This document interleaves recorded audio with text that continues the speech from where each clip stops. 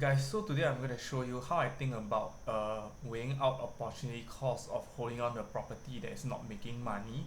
So essentially today I use some real life numbers from looking at a friend's P&L. So in this example, right, is regarding this one bedder uh, condo, and the estimated sale price about $1 million. It was being purchased at 880,000 thereabouts. So standard stamp duties and lawyer fees are here, as well as the ongoing costs for the entire period. Over here you can see that I've blanked it out, and it's actually not blanked out because I actually calculated the annual rental P&L, and so you can see annual income is about $34,800 for the entire year. And then of course, like, you got all these property taxes and maintenance fees and fire insurance and other miscellaneous repair costs. So total profit before tax is around this amount, and of course because the owner is actually derives income, so essentially he still needs to pay relatively steep personal income tax, because in Singapore, actually the income tax is based on a graduated rate, and so like everybody has a marginal income tax rate. Of course, this is subject to your own personal circumstances and your income. And so you can see that actually the net profit from the rental itself is about 25,000 a year. And so like all these are actually fed into my model here with total gross rental income. Actually, this should be total net rental income. So actually assume a 5% vacancy as well. So I think in general, because whenever your tenant turns around, you actually need to prepare the room, prepare the house for the new tenant to come in, and also it takes time to find a tenant. So some of these other costs, like upgrading costs, this is specific to my particular friend's A&A work. So basically he upgraded some components to his house, so it cost about 17K. So the exit costs are again the conveyancing costs as well as the agent fee. So if you see, right, this holding period of this property is about 13.8 years, and over the course of this entire period, the net return both from capital gains and rental is about $360,000. Okay, so this over the course of 13 years, 13.8 years. So just assume that I selling at the end of the month. Basically, this property is not sold yet, but essentially just to make a case, the rental income is actually the return from rental is almost like 340K, and then the return from capital gains about 38K. So actually this one is kind of like I loaded most of the cost into the rental P&L, because this property was bought solely for rental. So I think it's only fair enough that the ongoing costs are mainly in relation to the rental itself, so the rental side of things.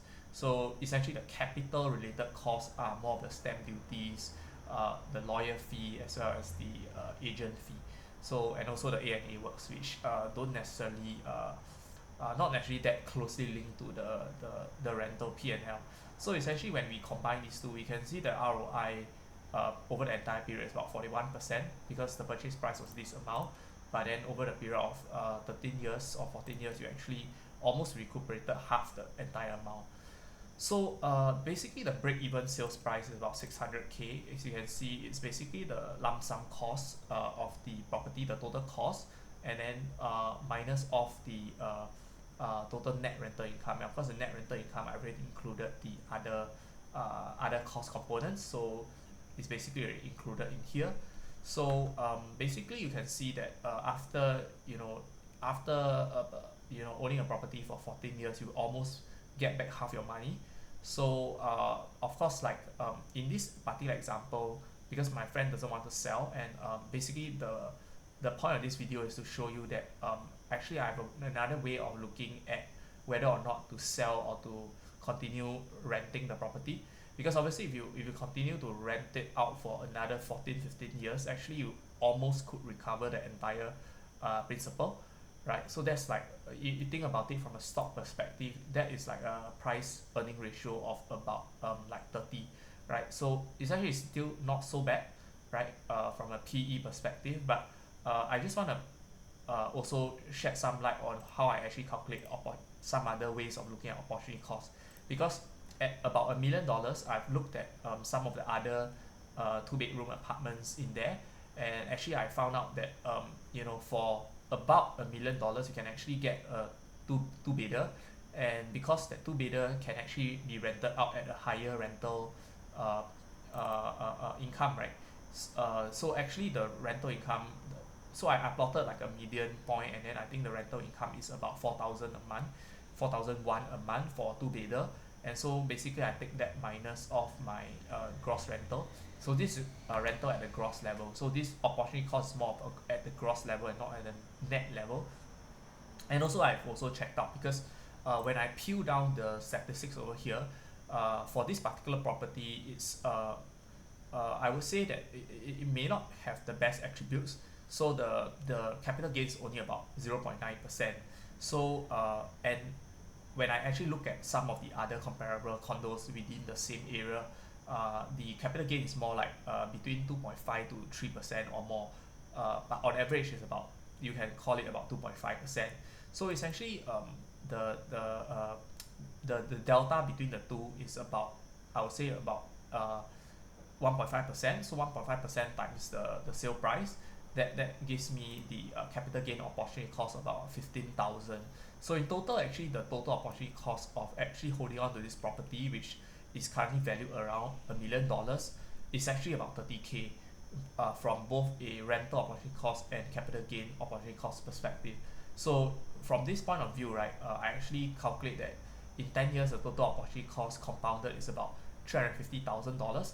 So actually, instead of making a price earning ratio of about 30, you can actually make a price earning ratio of about 15 if you actually sold off this property quickly, and actually use the proceeds to buy another property that can yield you a better opportunity of a better rental and also a capital gain. So of course, like if let's say at $1 million you cannot actually sell it out at this price, maybe you can lower the price, and actually in the end, even if you actually sacrifice some of the capital gains upfront, actually you realize that there's still a return from rent, and actually putting that money into a better return or better yielding asset, it might actually make more sense in the long run. So that's what I wanted to share in this video. Thank you so much.